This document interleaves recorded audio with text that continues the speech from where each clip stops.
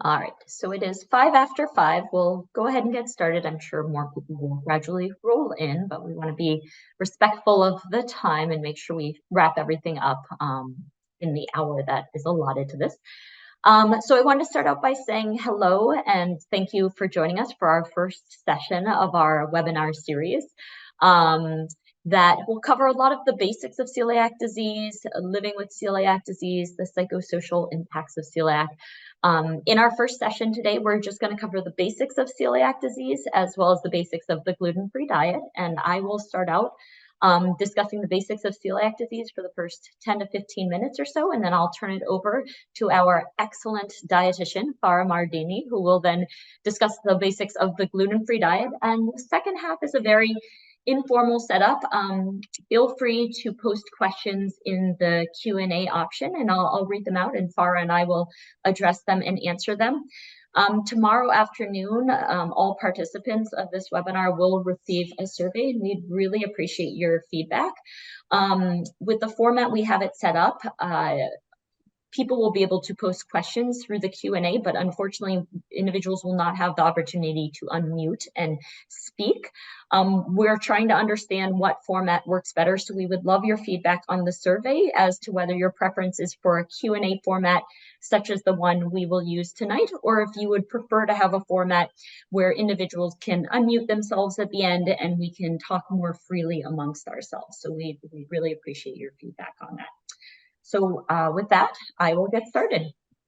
So I am going to talk first on the topic of celiac disease. There we go. Okay. So just starting with the basics, what is celiac disease? So celiac disease is an autoimmune condition that is triggered and sustained by the ingestion of gluten in what we call a genetically susceptible individual. So that means individuals that are born with two very specific genes. Those genes are called CQ2 and DQ8. The thing about the genes that confuses a lot of people is just because you have the genes doesn't mean you're going to develop celiac disease. About 30 to 40% of the world, it's thought, have the genes for celiac. Only 1% of those people go on to develop celiac. So if you have the genes for celiac, it means you have the capability of developing celiac.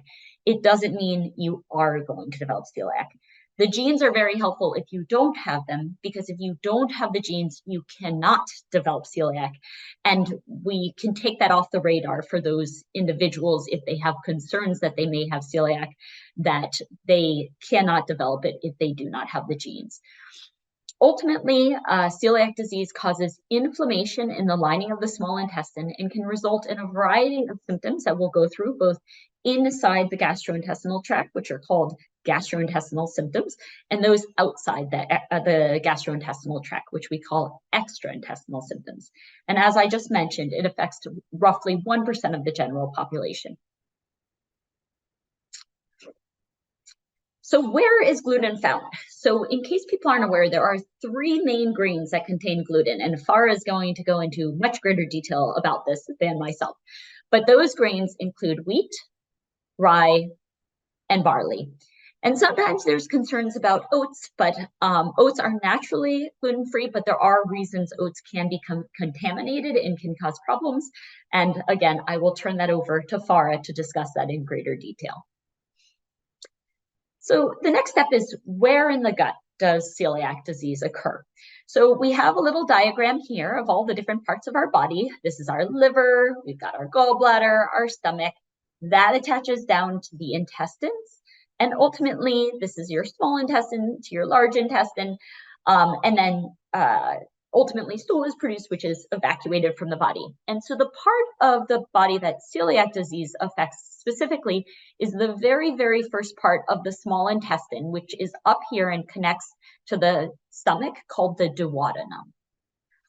Luckily for us, the duodenum is able to be reached on a scope, and that is how we confirm the diagnosis of celiac for individuals.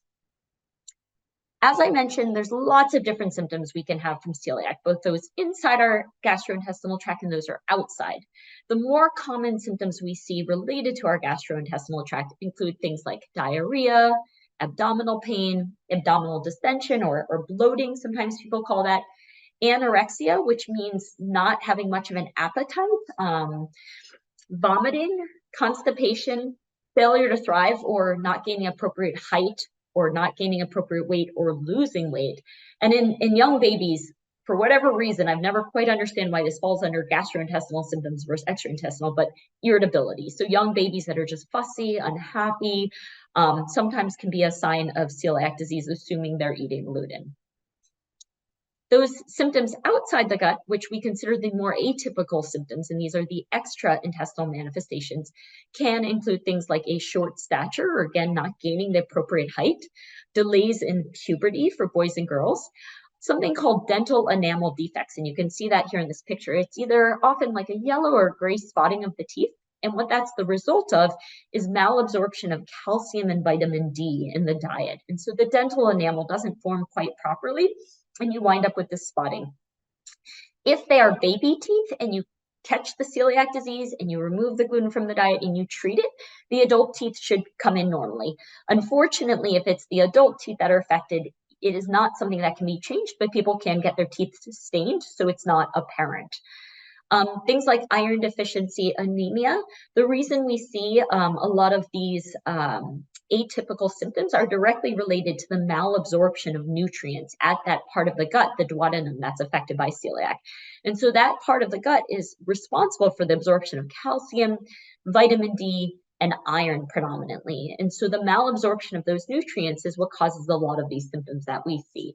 I skipped over osteoporosis, but that's thinning of the bones, again, because of the calcium and vitamin D deficiencies. The iron deficiency, anemia, oftentimes people are very pale or tired, fatigued, which are symptoms of that. Arthritis, meaning having aches or even swelling in the joints. There's a very specific skin rash that we see with celiac. It's very unusual in kids, but we see it in adults. It's called dermatitis herpetiformis, and it's a very, very itchy, blistery rash that we often see on the shins. And then people can have all sorts of symptoms, from headaches, depression, anxiety, more or less, you name the symptom and you can see it with celiac disease. So how do we test for celiac? There are really three main antibodies that we send at this point. There are some others that we used in the past, but weren't nearly as good as these ones. So these are our go-to tests that we send at this point in time.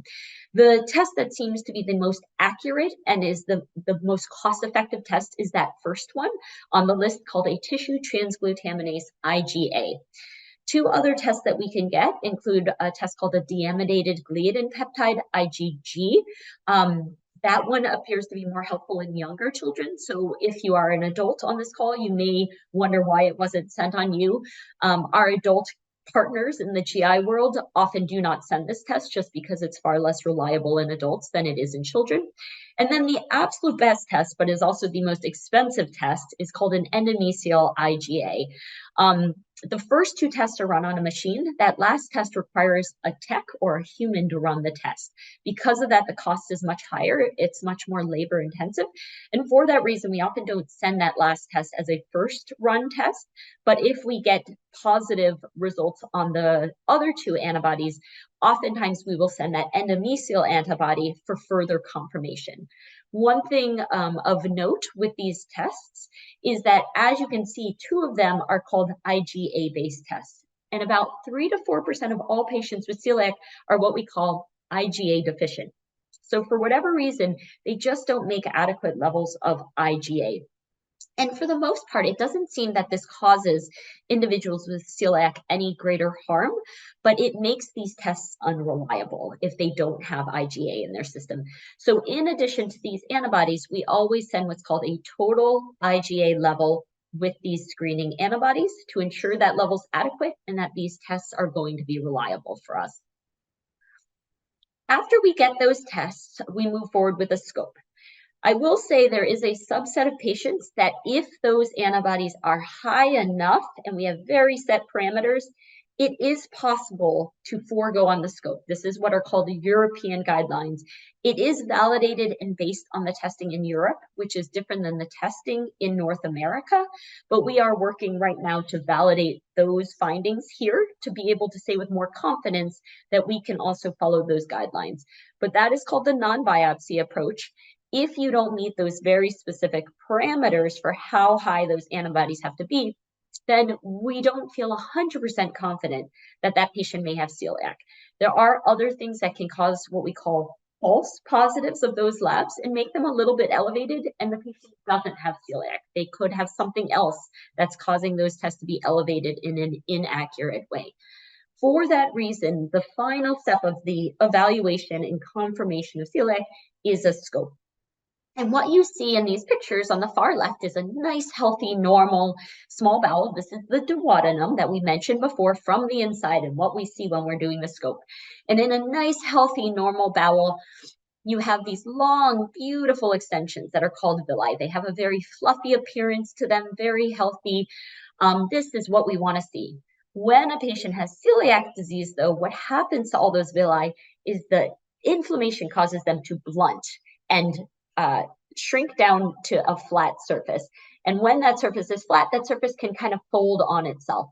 And it gives the appearance of what we're seeing here. And how we describe it, it's called scalloping of the folds. So here along the folds of the bowel, it almost looks like a scallop shell. And then the appearance in between, we call it a crack desert appearance. It's a little hard to see here. You can kind of see it here, but it almost looks like there's these cracks in the lining in between the folds. And this is a very, very classic appearance for celiac. You have to have pretty advanced celiac to see this. And because we're so good at screening these days, we often don't see this on the scope because things haven't gotten this bad. But this is the classic finding of what you would see on the scope for celiac disease. After that, we grab little samples of tissue. We look at that under the microscope, and that confirms. We see an increase in very specific type of cell called an intraepithelial lymphocyte, and then we see the blunting of the villi, and that confirms the diagnosis of celiac disease. So, fortunately, patients with celiac, they don't have to rely on a medication. There's obviously good and bad of everything out there for options. The treatment for celiac, the only treatment for celiac is a gluten-free diet at this point in time. There are many researchers out there looking for the cure, looking for medications that'll help to replace the gluten-free diet. Unfortunately, we are not there at this moment. And so for the moment, the treatment and recommendation for confirmed celiac disease is strict adherence to a gluten-free diet. And Farah will go into that in greater detail in just a couple of minutes. A friendly reminder, though, if you have had the testing done and it is suspicious for celiac, again, just remember, don't start the gluten-free diet until you get the absolute confirmation, either confirming that the blood tests are elevated enough that we can make that diagnosis without the biopsy. If they're not, getting that biopsy completed. The gluten-free diet is a lifelong diet, so we want to know with absolute certainty that that patient needs to be on it before we start it. The good and bad about the diet is starting the diet, everything should normalize. All the lab parameters that were off, if there were any issues with somebody's growth, with their height or their weight, any thinning of the bones, assuming they're premenopausal, and the growth is assuming they're prepubertal, all those things should correct in addition to the gut healing. And so the problem is if you go on a gluten-free diet before you get that confirmation, and then you try to scope the patient, everything may look completely normal. And again, we want to be as confident as we can be in that diagnosis, since the gluten-free diet will be a lifelong change for that individual. I want to let you know we have a lot of great community support out there. In case you're not already aware, two of the larger national organizations are the Celiac Disease Foundation and Beyond Celiac Disease. Their websites have tons of resources, tons of support. So if you haven't been there, check them out. And then here in Northern California, we have the Celiac Community Foundation of Northern California. Jennifer Iscall is the president. We have developed a wonderful partnership with them, and they have tons of resources and activities lined up for patients as well. So if you haven't checked them out as well. Last couple of slides, I just wanted to say that these are our other upcoming events. Believe it or not, we do have topics prepared for the next, I think it's 24 months, and we'll gradually be broadcasting those on our different social media sites, on our website, through the Celiac Community Foundation of Northern California. And before I turn over to Farah, I just wanted to say every third webinar, we are hoping to have family involvement. Our December event will be a cooking session. We already have had families sign up and volunteer for that, but we are looking for a family to volunteer or an individual to volunteer for our February webinar. The moderators on that will be our psychologist, Anna Varen, and one of our dietitians, Sandy Sun. But we would like to hear from you, and we'd like to learn from your personal successes. We do have guidelines to help you out in leading this session. So if this is of interest to you, please send me an email so we can talk that through further. So thank you so much for your time and for joining us today. I'll leave this up for 1 second. Again, this is our center's website. This is my specific profile. And then we do have a presence on Instagram, Twitter, and TikTok. And those are our handles. So check us out. We try to keep everything up to date with upcoming events, and we'd love to see you there. So thank you again for joining us. And I will stop my share and turn this over to Farah. And then when she's done, if you guys have any questions, please put them in the Q&A portion, and we will address these after Farah is done with her presentation. Thank you so much for that. Let me share my screen for my slides.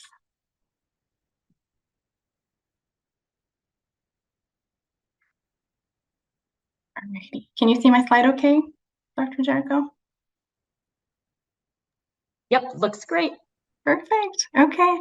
Well, again, thank you all so much for taking the time to attend our first topic in our newly launched celiac disease community educational series.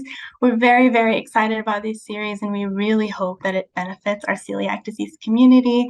My name is Farah Mardini, and I am a registered dietitian specializing in celiac disease and inflammatory bowel disease. And today we will talk about a general overview of the gluten-free diet for celiac disease. As you saw, we plan to also go into more specific details in the future as well. So during our little time together, we will talk about why the gluten-free diet is important, although Dr. Jericho covered a lot of that. We'll talk about what the gluten-free diet entails. We'll talk about some common gluten-free logos and information on food labels. We'll also talk about how to make your kitchen a safe zone. And lastly, we'll talk about how to safely eat out on a gluten-free diet. So talking about celiac disease comes hand in hand with the gluten-free diet because, again, as of today, we know that the gluten-free diet is the only treatment option for managing celiac disease. It is a lifelong commitment, and the reason why it's important to stay on a gluten-free diet is because if an individual who has celiac disease continues to consume gluten, this continued exposure can negatively affect how the body absorbs nutrients, just like Dr. Jericho mentioned, and it can result in weight loss, malnutrition, vitamin mineral deficiencies, bone weakening, and many other health conditions. And so what does it mean to be on a gluten-free diet, specifically in the setting of celiac disease? Being on a gluten-free diet entails a strict elimination of gluten, which is a protein that is found in wheat, barley, and rye, and it also requires elimination of any ingredients that can be made from these grains that I just mentioned. It also requires avoiding cross-contact. Some people call it cross-contamination, which is when a gluten-free food comes in contact with another food or item that has gluten, and so it can become no longer safe for consumption for individuals who have celiac disease. And some of you may know that this is not an easy transition to go from, a previous way of eating to a strict gluten-free diet, but because of its necessity to keep individuals with celiac disease healthy and safe, it's important to keep all of these different aspects in mind. And an extensive diet education is necessary following that new celiac disease diagnosis. And some of you have seen that this can take an hour, 2 hours, or even multiple days of education. But today, of course, I won't keep you here for that long, and we'll just go over a condensed overview of what the gluten-free diet really means. So where can we find gluten? Gluten, again, can be found in wheat, barley, rye, and some oats. So let's talk a little bit more about each one of these things. Wheat has many different names that I recommend being familiar with, although there is an easy way to identify wheat on a food label, which we will talk about more in a few minutes.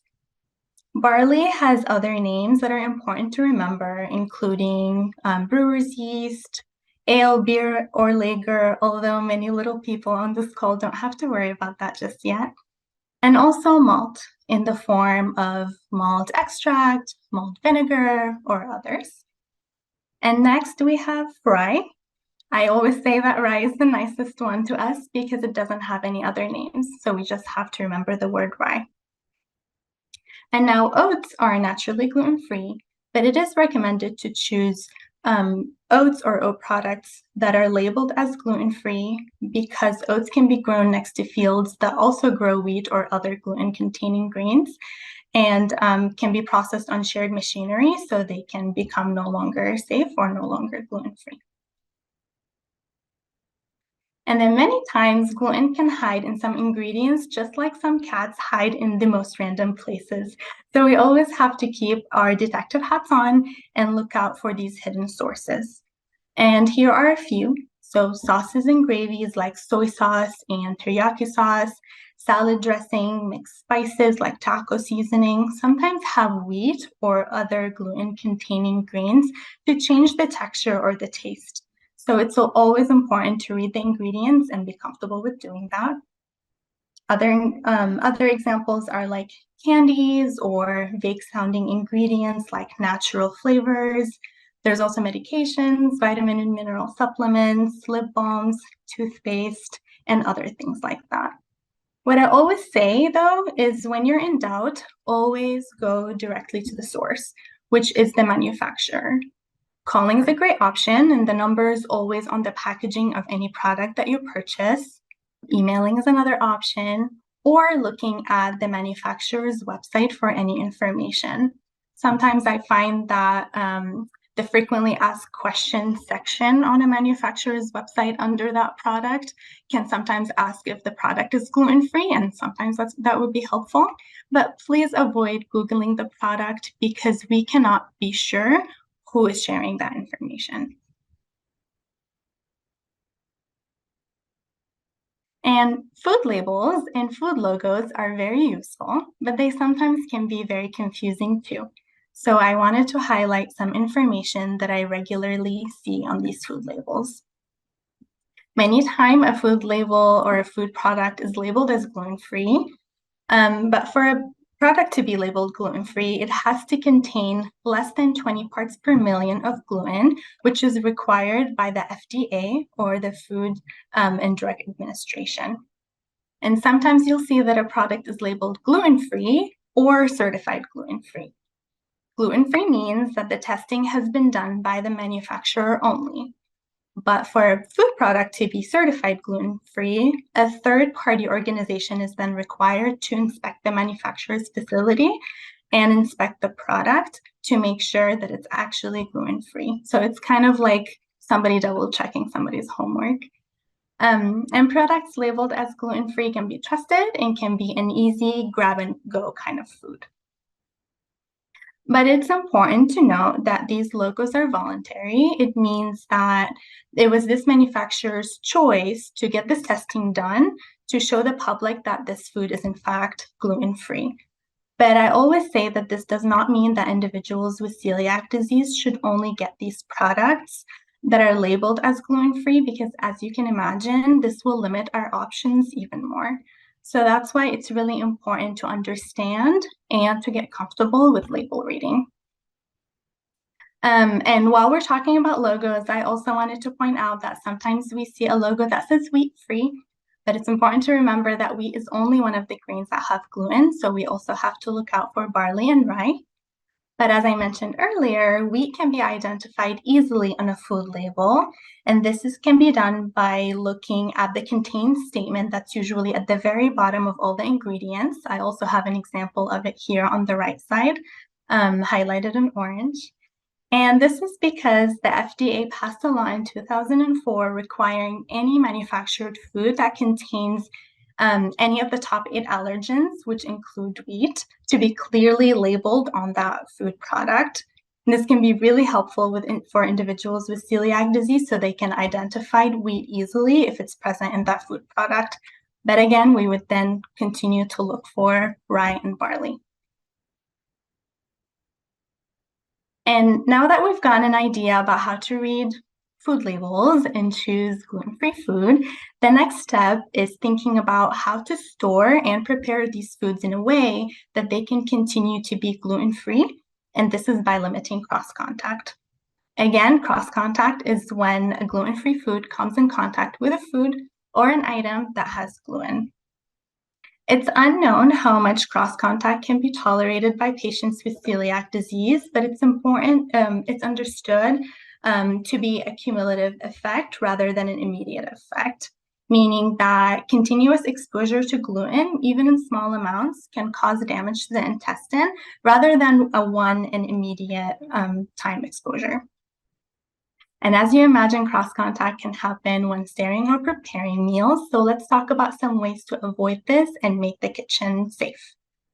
I will start by saying that there are many ways to organize your kitchen, and there's no one or right way to do this. But the first step is to arrange the kitchen. Do you want the entire kitchen to be gluten-free? Is this even doable for your family? Or do you want to have dedicated areas that are gluten-free? Again, this really depends on what works best for your own family. But if you choose to have a mixed kitchen where there is both gluten-free and gluten-containing food, then we would need to make sure to store the gluten-free food away from others. And this can be done by having dedicated cabinets and fridge shelves. And when it comes to kitchen appliances and tools, some are okay to share, but there are a few that are really difficult to clean, and these should not be shared. Examples would be a vertical toaster, a cast iron skillet, or colanders. Cross-contact can also happen when we double dip into peanut butter jars, jams, and dips. So educating the whole family about avoiding double dipping can go a long way. And finally, it's very important to always clean surfaces, kitchen tools, and hands with soap and water before and after food preparation. And our last topic of the day is eating out. Eating out on a gluten-free diet can be challenging, but there are ways to make this easier and safer. First, researching ahead of time or calling restaurants before showing up can be really helpful. It can save time, and it can prevent our kiddos from getting disappointed from going to a restaurant and having limited safe options. There are some helpful apps that can help with searching for gluten-free restaurants. I hear really good things about Find Me Gluten-Free all the time. And setting expectations by communicating with your child about available options can help with forming a positive experience when eating at the restaurant. I always also recommend carrying a yummy backup snack. Most people can appreciate a safe favorite snack when needed. And finally, communicating with the restaurant staff is the most important step so that you can address your questions and feel safe eating at that restaurant. For this reason, it's important for me when I meet with my patients and families to help them build self-advocacy skills so that they can live their best life safely on a gluten-free diet. And to effectively communicate with restaurant staff, it may be helpful to take a look at some questions that you may ask when you go out to eat. I usually recommend experimenting with both general and open-ended questions, as well as specific questions so you can really get the answers that you're looking for. And I would put those questions into two categories. So asking questions about ingredients and making sure that they're gluten-free, and also asking questions to inquire a little bit more about cross-contact. So here are some examples of each one of these categories. To ask about ingredients, you can ask, do you have a gluten-free menu? If not, what menu items can you make gluten-free? Has the food been marinated? If so, is the marinade gluten-free? Do you have gluten-free soy sauce?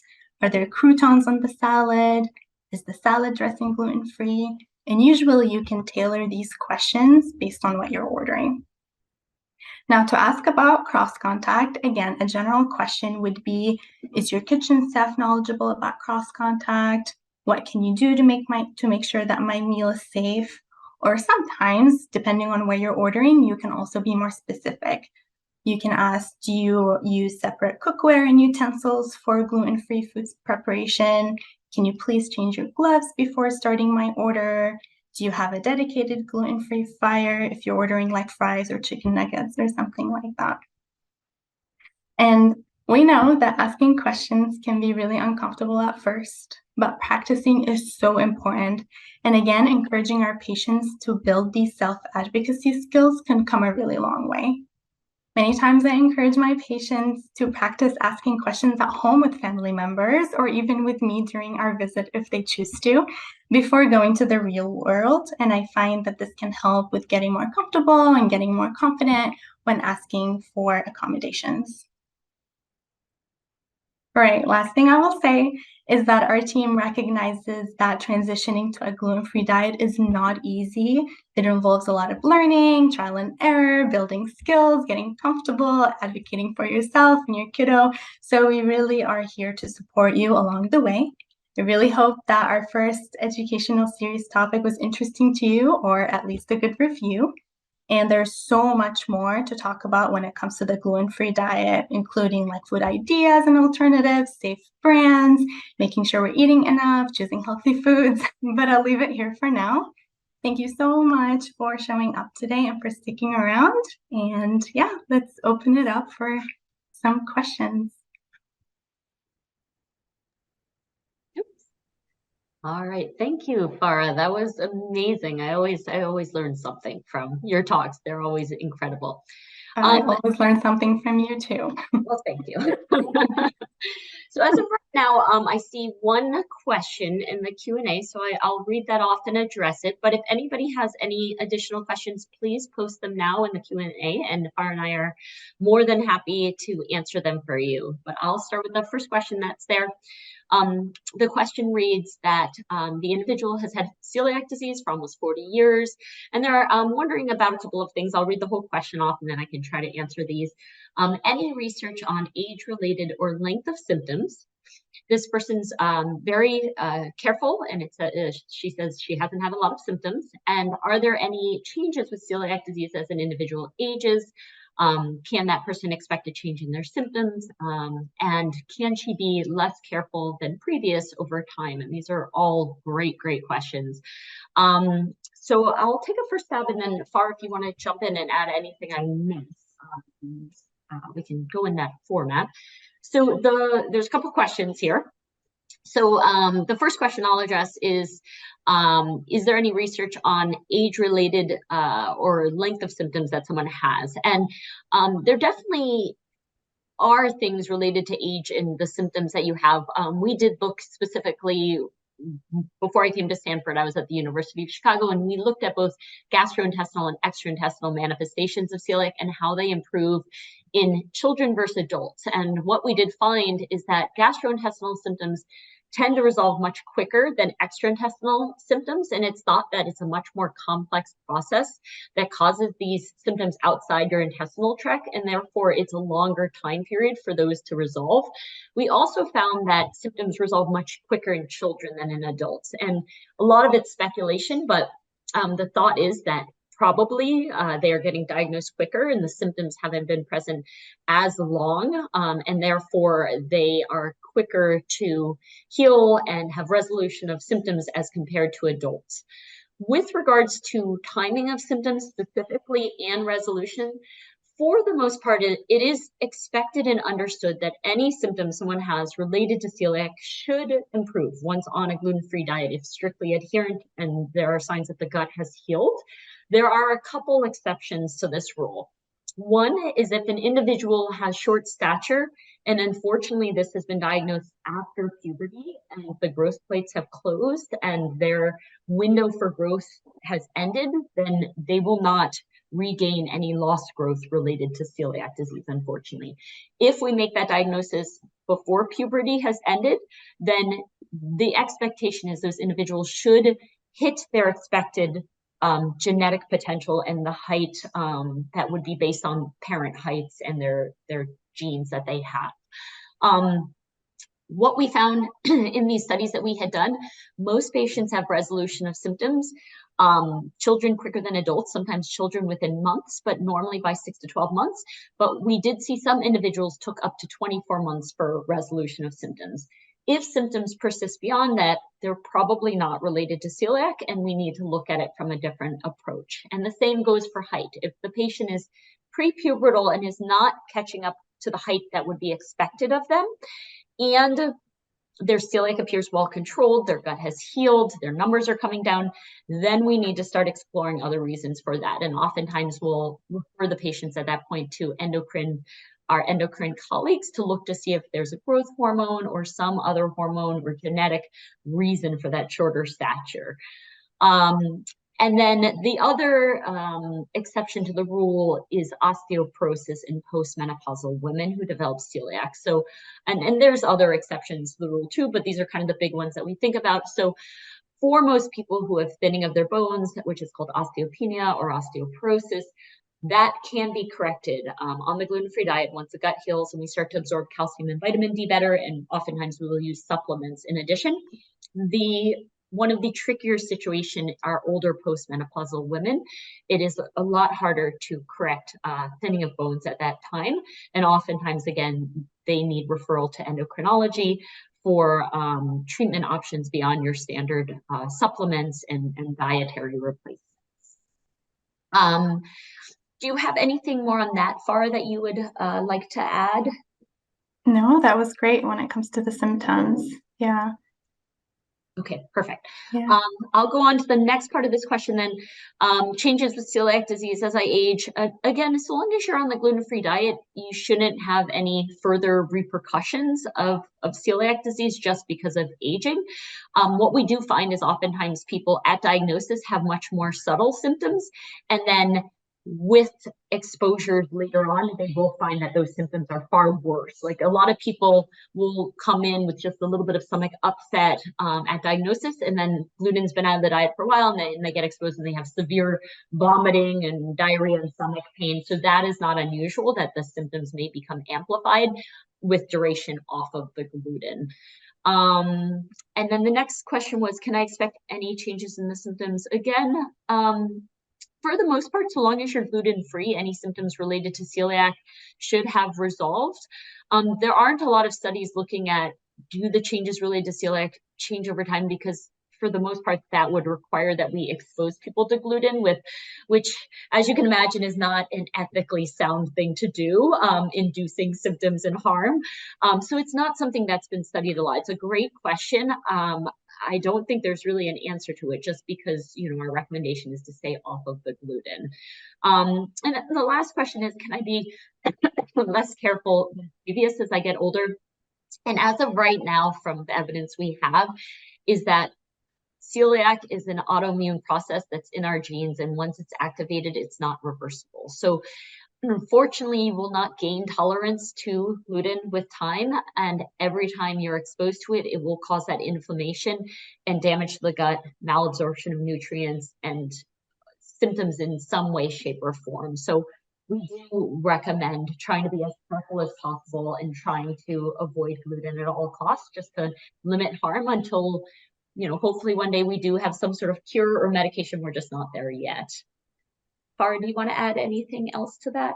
No, I agree with that too, especially with the part about being more or less careful than previously. You answered the next question also, by the way, with your answer, I believe, because the next question asked is, with a newly diagnosed patient, wondering if reaction to cross-contamination can become more severe in the future. And just like Dr. Jericho mentioned, is that after a while being off of gluten, sometimes symptoms do worsen in the future if you have exposure. But that doesn't mean that we need to be more or less careful, because I always say to be as careful as you can from the beginning. Perfect. Thank you, Farah. Yeah, I hadn't even noticed that. Like you're answering the next question. No, that's perfect. For addressing that. Right. And then the last question I see here, it says, does good control of celiac disease help prevent other autoimmune? That is a great question. And I don't know if I perfectly have the answer. They have definitely looked at that in the most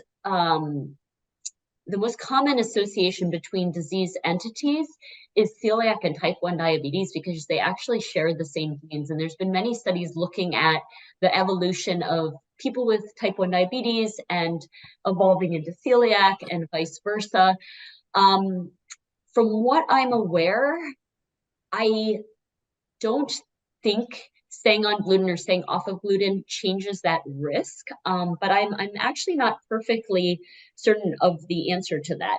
So the person who posed the question, if you want to send me your email address, you can shoot me an email. I can look into that further for you and see if ongoing gluten exposure does increase the risk of developing other autoimmune diseases versus being off of gluten, if that lowers that risk. I don't want to give you the wrong answer, so I'm not going to say one way or the other, but I'm happy to do a literature search and look into that more for you and provide you with an answer to that question. So again, my email is hjericho@stanford.edu. So if you just shoot me an email and the question again, then like I said, I'm happy to do a literature search and see if I can get more information to answer that.